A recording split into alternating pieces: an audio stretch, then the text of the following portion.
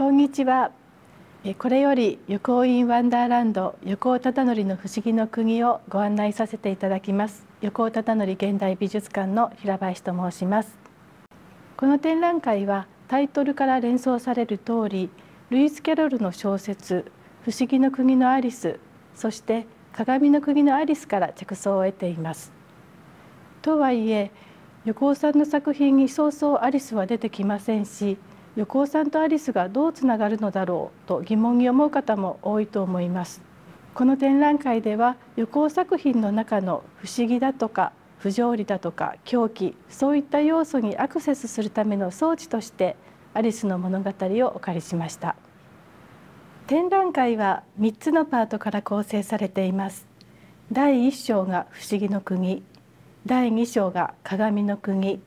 第3章が夢の国となっています。それでは最初に不思議の国へ第一歩踏み出してみましょう。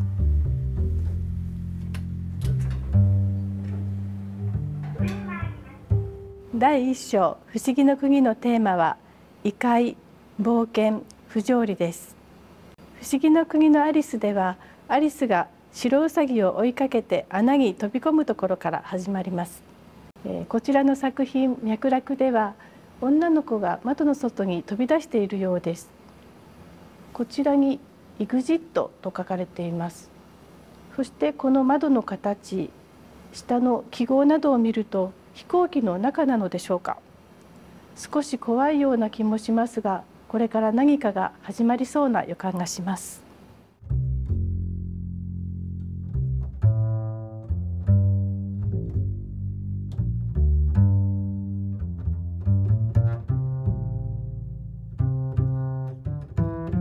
こちらに横尾さんが模写したアリスの絵があります。1985年の横尾さんの日記帳の扉に書かれたものです。先ほどのポスターはこの扉のページを拡大したものだったんですね。実は横尾さんのアリスの模写は、こちら、ジョン・テニエルのアリスの挿絵が元ネタになっています。不思議の国の導入部分には穴に関連した作品を選んでみました。そして伝説の地底王国アガルタをモチーフにした絵画や版画が続きます。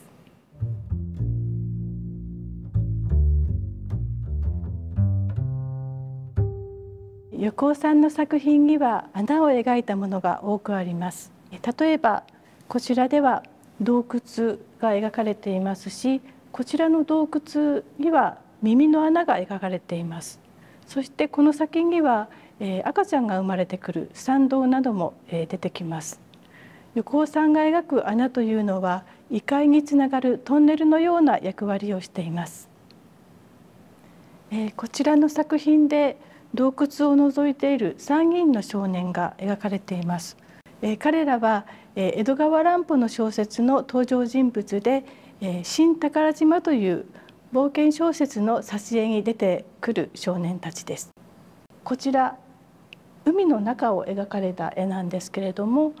ここの舞台はですね、ジュール・ベルヌの小説「海底2万マイル」の挿絵から取られています。こちらに描かれているネモ船長、こちらにはピカソがいますけれども、ネモ船長というのは海底2万マイルの登場人物です。そしてこのジュール・ベルヌの世界と先ほどの江戸川乱歩の世界観を合体してしまった絵があちらにございます。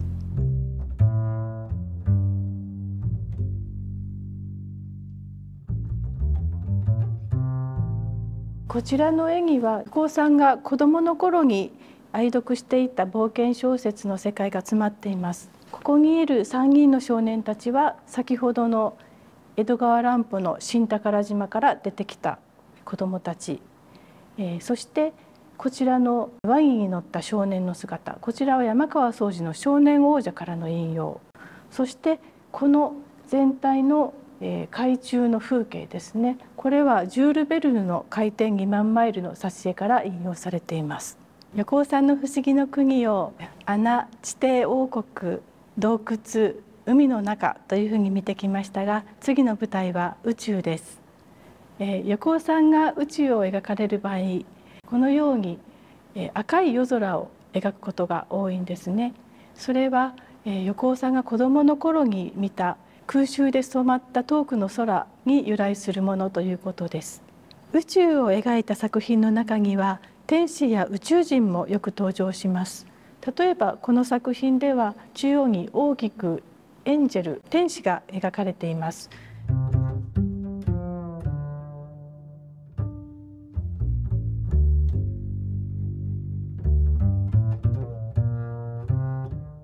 横尾さんが描く異界の最後は死の向こう側の世界です。死というのは横尾さんにとって究極のテーマで、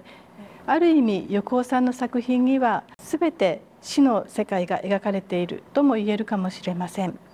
こちらは横尾さんが小説で死の世界を描写したもので、ブルーランドという本です。横尾さんの小説の中では死の向こう側はとても穏やかな幸せな世界のように見えます。横尾さんが描いた死の世界には絵画でも幸せそうな世界であったり、少し怖い世界であったり、いろんな描写が見られます。この本の中にはアリスの穴というお話も入っています。登場人物がお話の中で不思議の国のアリスを読んでいます。横尾さんの中でも死の向こうの世界と不思議の国のアリス、何か関連を感じたことがあるのでしょうか。この作品には可愛い女の子の姿と怖い骸骨が同時に描かれています。そして画面全体に骨が散りばめられています。この少女の姿、よく見るとルイス・キャロルの鏡の国のアリスの挿絵の引用のようにも思われます。横尾さんにとっての鏡というのは死の世界への扉のようなものなのかもしれません。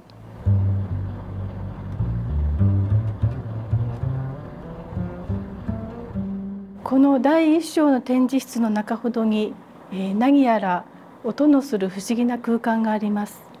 こちらにはテクナメーションという技法で作られた作品12点が揃っています。イメージを見ると宗教と宇宙、そして水の流れる様子が合成されていて、よく見ると絵の中の水が流れ落ちているのがわかると思います。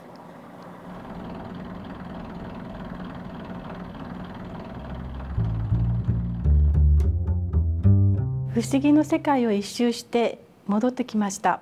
こちら青い壁は先ほどの絵画をご紹介した壁の向かい側にあります。この青い壁には横尾さんがグラフィックデザイナー時代に制作したポスターや版画が並べられています。こちらも絵画と同じようにアガルタやワンダーランド、千年王国、宇宙というように横尾さんの不思議の世界を紹介する並びになっています。こちらは先ほどご紹介した海の中を描いた作品の向かいにあります。やはり海をモチーフにした作品ですけれども、1970年代横尾さんが楽園を夢見ていた頃の作品がメインになっています。そしてこちらもですね、この3人の登場人物、ちょっと見覚えがあるかと思うんですが、やはりジュール・ベルヌの物語の挿絵から引用されています。こちらの壁の作品も向かい側の絵画、宇宙をテーマにした作品に対して選んでみたポスターです。こちらも1970年代のものなんですけれども、宇宙、宗教、キリスト教や仏教のイメージもあります。そして横尾さんが大好きなダンテの新曲のイメージもあります。そして何より横尾さんらしいのがこういったコラージュの作品なんですけれども、楽園のイメージ、生と俗のイメージが一枚のポスターの中に同居しています。これぞ横尾忠則といった世界観なのではないかなと思います。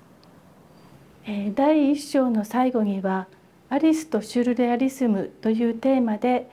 版画を集めた小さなお部屋をご紹介します。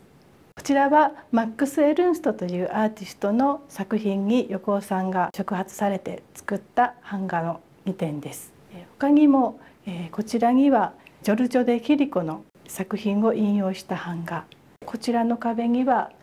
ルネ・マグリットの作品を引用した横尾さんの版画を展示しています。アリスの物語は当時シュルレアリストたちに大きな影響を与えました。こちらにとても珍しい資料があります。甘美な死骸というタイトルがついていますが、これはシュルレアリストたちの間で流行った遊びの手法のことです。ここでは横尾さんと横尾さんのご家族やお友達が共同で絵を描いています。一枚の紙をこのように折りたたんで、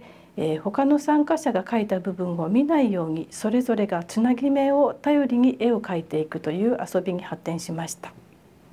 こちらはレッドワンダーランドという作品です。シュルレアリストの作品の引用ではなく、横尾さん自身のワンダーランドという作品を引用してコラージュしたものです。普段こんな小さな部屋にこんな大きな版画を展示することはないのですが、ちょっとこの窮屈そうに見える女性の姿が、アリスの挿絵を思い起こさせて、思いつきでこちらに展示してみました。これから第2章鏡の国をご案内します。鏡の国は言葉通り鏡を使った作品、鏡文字を使った作品を取り上げています。こちらは Art is not produced by suffering という言葉が鏡文字で書かれています。芸術は苦しみによって生まれるものではないという意味の言葉が鏡文字で書かれているということは、横尾さんはこの頃、作品を生み出すのに苦しんでいたということなのでしょうか。そして上を見上げると人形が飛び出しています。よく見るとアリスの人形です。実は横尾さんがアリスに注目するのは1980年代の半ば、横尾さんのいわゆる画家宣言から3、4年後の頃です。この鏡の国ではその頃の作品を中心にご紹介いたします。こちらの作品はちゃんと読めるように文字が書かれています。オルフェと書かれています。これはジャン・コクトーの映画オルフェをモチーフにした作品です。この映画の中では鏡が死後の世界への扉になっています。それでは鏡の向こうへ入ってみましょう。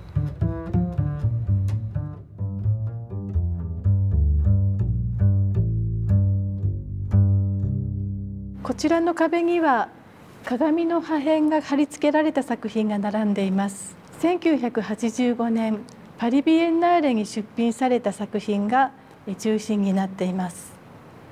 こちらに描かれているこの顔、こちらは三島由紀夫です。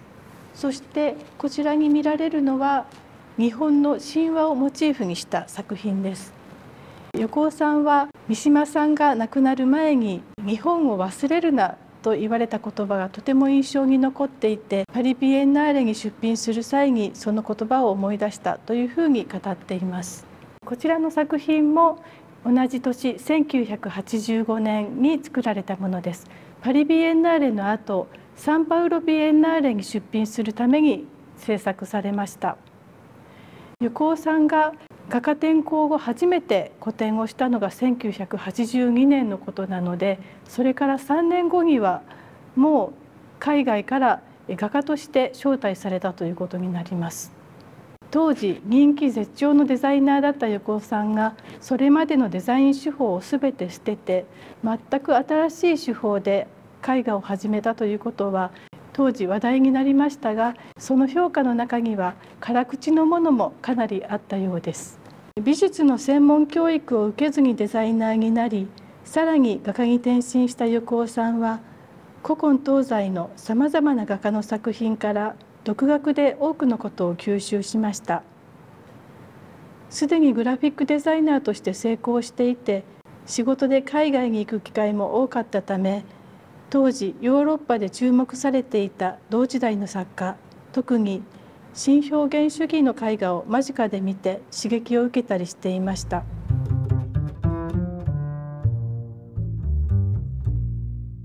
こちらの部屋では横尾さんの版画ポスター作品の中で鏡文字を使ったものを集めてみました。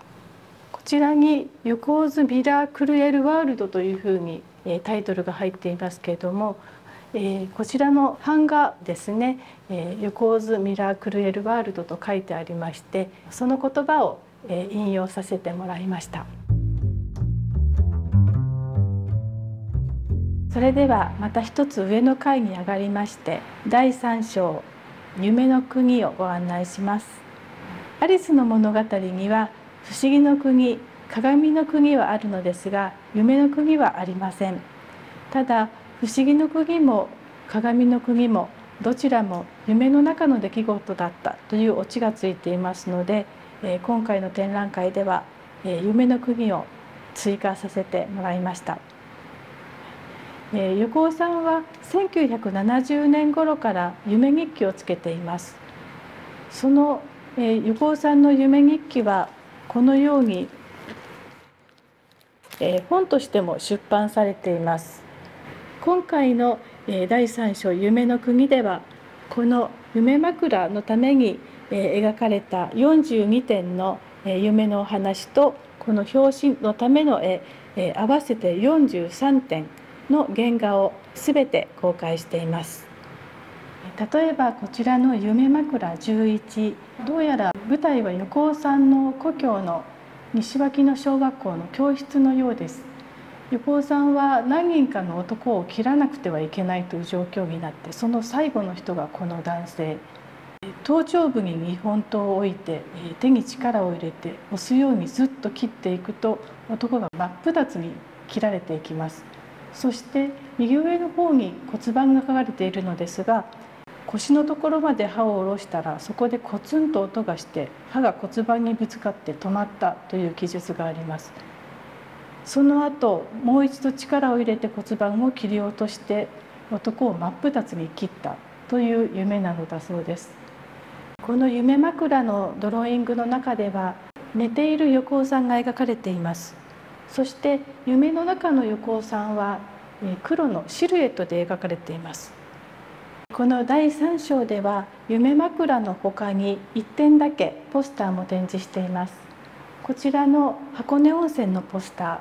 ー、よく見ると上の方にアリスの物語に出てくるチェシャ猫、そして下の方には寝ているアリスが描かれています。これは横尾さんが2006年に実際に箱根温泉を訪れて、その思い出から作られたコラージュ作品です。そしてこのアリスなんですが、実はルイス・キャロルのオリジナルの「不思議の国のアリス」「鏡の国のアリス」どちらの挿絵にも出てきません。これはルイス・キャロルが子どもたちのために分かりやすく描き直した「子ども部屋のアリス」という本の表紙の絵なんですね。展覧会のご案内はここまでですが、この夢の国の後には当館の常設スペースキュミラズム・トゥ・青谷という場所にご案内します。こちらのキュミラズム・トゥ・青谷という場所は2021年当館に新設されたスペースです。キュミラズムとはキュビスムとミラーを合わせた横尾さんによる造語です。そして青谷というのは横尾さんが新婚時代を過ごしたこの地域の名前でもあります。不思議の国を出て万華鏡のような世界で現実を外に見ながら展覧会の余韻を楽しんでいただければと思います。